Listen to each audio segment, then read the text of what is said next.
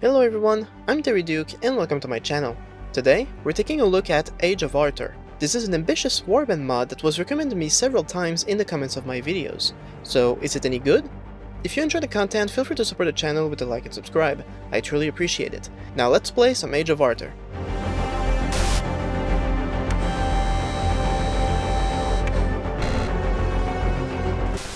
Starting a new game, it becomes very apparent what this mod aims to do. First thing we notice, this is like 90% the map of Britannwalda. In fact, the mod page states that this mod takes place 150 years before Britannwalda. So to talk about Age of Arthur, we first need to talk just a bit about Britannwalda, the mod Age of Arthur is based on. If you're not familiar with this mod, oh man.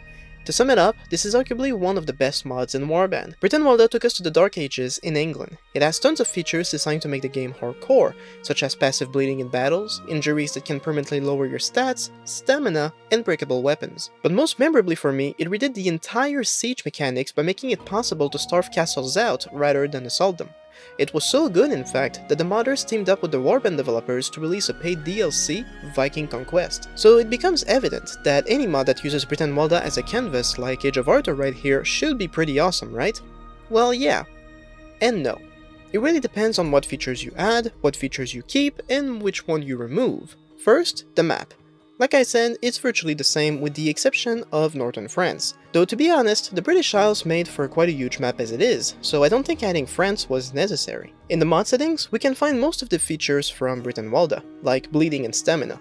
So far so good, but broadly speaking, here's how Age of Arthur changes from Britannwalda.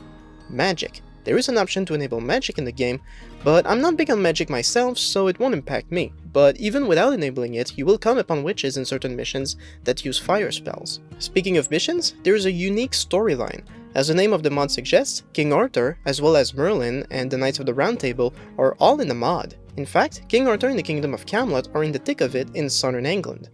You can interact with all of the characters and occasionally get unique quests and items from them. There's also new quests as a whole. Lords, ladies, villages, there's a whole bunch of unique quests to do. It definitely gives Britannwalda a breath of fresh air. What I do like though is the mod puts a lot of emphasis on culture and religion. Much like in Britannwalda, you can either be a Christian or a pagan, but the mod improved upon this by tying the religions to certain cultures. If you're a Christian going into pagan areas, you won't be welcomed, and vice versa. There's also more religious spots on each side, both churches and pagan sites. If you were to pillage a pagan site using pagan troops, they will lose morale and disapprove of your actions. If you do it with Christian troops, they will approve of your actions and gain morale, and Christian lords will praise you for building churches on top of pagan sites. Culturally, some lords will also lose relations with you from the start if you come from a different culture. I put myself as a Roman, and people will comment on it when they meet me. This is a nice addition to the game, showing that wars can be fought not just between factions, but between religions. There's also a lot of work put into the sea gameplay. While Britannwalda introduced seafaring and ship battles, Age of Arthur allows you to build ships of different sizes using different materials. You can also own several ships, making it a fleet. These ships can be customized a bit, such as changing the sail, but they can also be damaged and require repairs. The game also brought in a cool feature from 1257 AD, that of building your own villages, which can then turn into towns. This can be a way of starting a faction without even going to war with anybody. It also added the possibility of having children, dying yourself, and then playing as one of your children. Battle-wise, this is pretty much the same as Britannwalda, with a strong emphasis on shield wall warfare. However, decapitations are on a whole new level. Whoa! Jesus!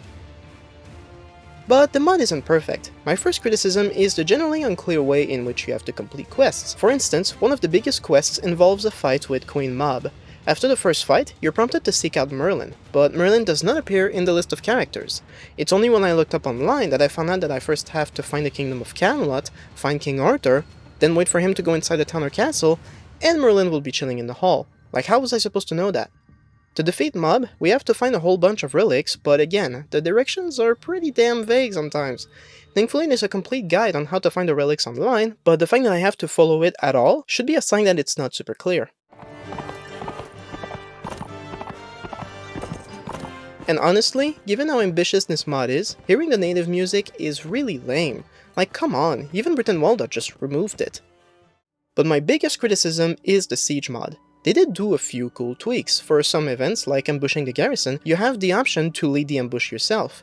The siege camp scenery has also been redone. Neat. There's just two big problems. First off, the mod reset castles and towns' food stores to their native capacity.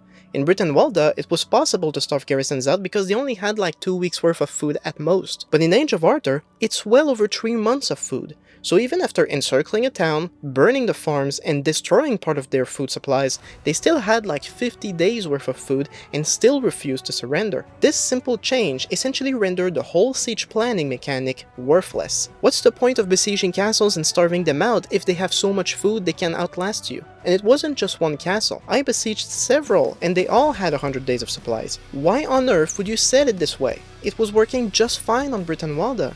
And depending on which castle you attack, prepping for an assault has also been improved by using a battering ram to attack the castle through the main gate.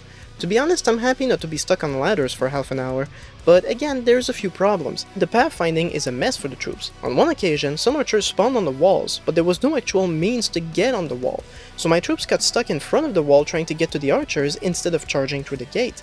On another occasion, enemy troops were chilling on the side of some stairs instead of going up. My troops were staying on the stairs, staring at the enemy until they were all killed by archers. So, Age of Arthur is a bit of a mixed bag for me. I'm glad they attempted to bring a storyline to Britannwalda by adding in the legend of King Arthur. The two are actually a very good match. And the new layer of culture and religion is also very cool. But at the same time, don't fix it if it ain't broken.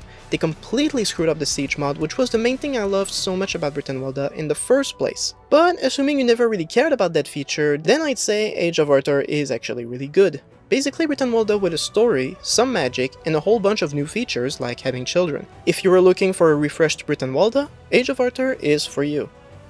And that's it for today. Thanks for watching everyone, and remember, if you enjoyed the content, you can support me with a like and subscribe.